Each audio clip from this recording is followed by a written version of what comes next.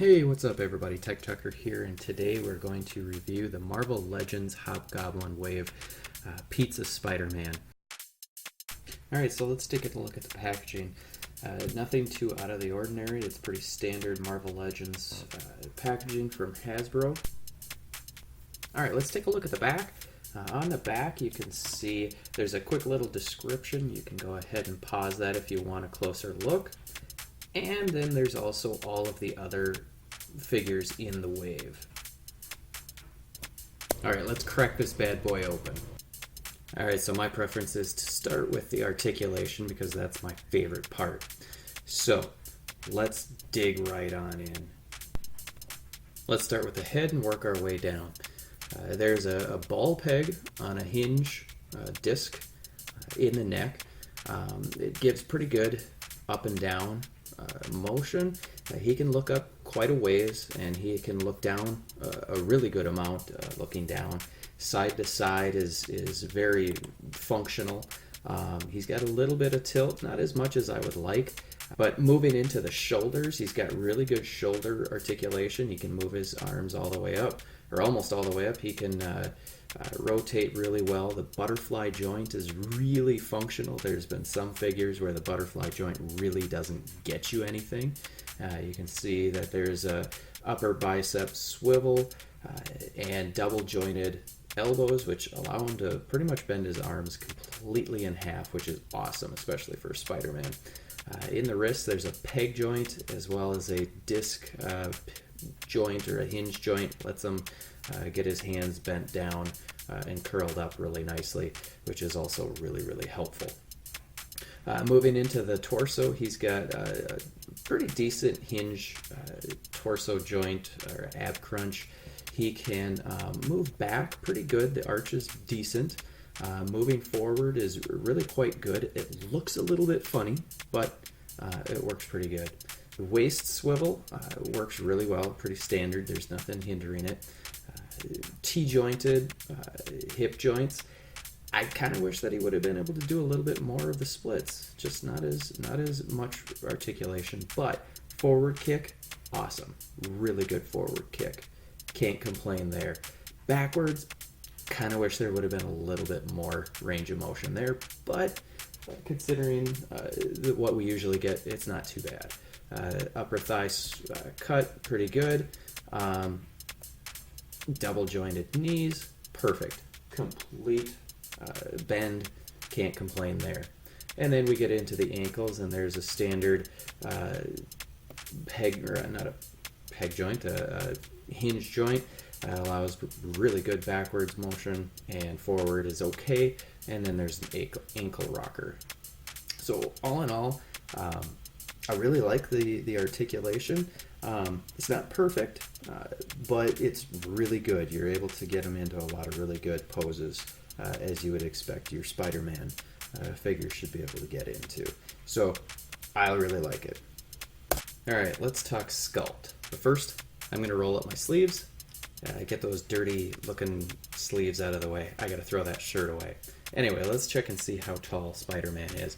And it looks like he's about 6¼ inches tall. A little bit on the tall side if you're used to Spidey being kind of a teenager. But we'll get into why I think why he's a little too tall, maybe in a little bit. But basically, the sculpt-wise, I really like the way that they sculpted the eyes on the mask. There's nice texture there. They did a really good job sculpting in where the butterfly joints are so that they're actually useful. Here, yeah, the torso I think is just too tall. It's too long, and that's what makes him look tall, and it makes the ab crunch look a little funny. But overall, I think the sculpt is really good. I think they did good, getting the calves sized right.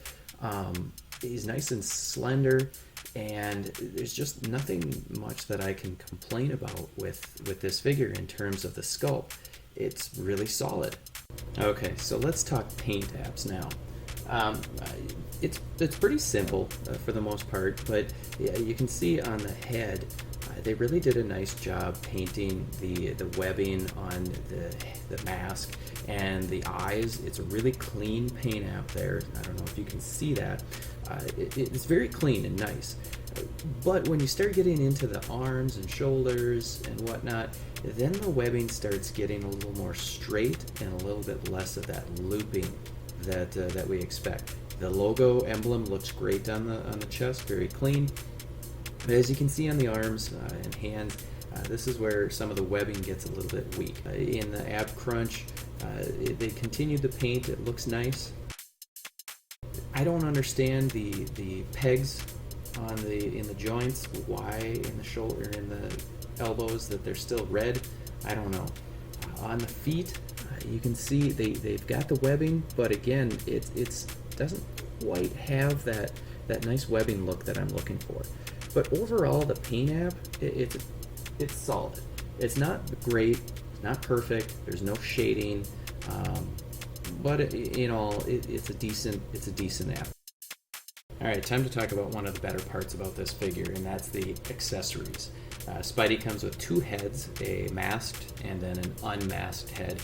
I really like the unmasked, and I think that's one of the big reasons why a lot of people like this figure. He also comes with extra hands. He comes with 3 sets of hands, so 6 hands in total. He comes with the splayed fingers and the web slinging fingers, and then a set of fist hands. Really good, very well painted. They're just really good hands for this figure. He also comes with a kind of a fun pizza slice, a kind of a drippy pizza slice that I've seen a lot of people do a lot of really cool pictures with. So that's kind of a fun app or accessory. The one thing that I don't like, and it's not about the head sculpt, it's actually the ball. The ball is a little too big. It's too tight on mine. It's really difficult to swap the heads, at least on my figure. Maybe as I use it a little bit more, it'll be a little bit easier, but you can see I'm struggling to get this thing on. And the disc joint in the neck is a little bit loose, so that makes it even harder because it keeps just flopping. But at some point I'll get this thing on, and you can see what he looks like with the unmasked or partially unmasked face. Looks like it looks really cool. I like it. I think it's a solid set of accessories. Just kind of a fun figure to have. All right, so overall, this is a great figure. It's solid. It's not the best in the world, but it's a pretty darn good Spider-Man. So add this to your collection. I hope this has been helpful. Make sure you subscribe. I've got a lot of diorama tutorials, and hopefully I'll have some more reviews up soon. Tetris Brain Blast.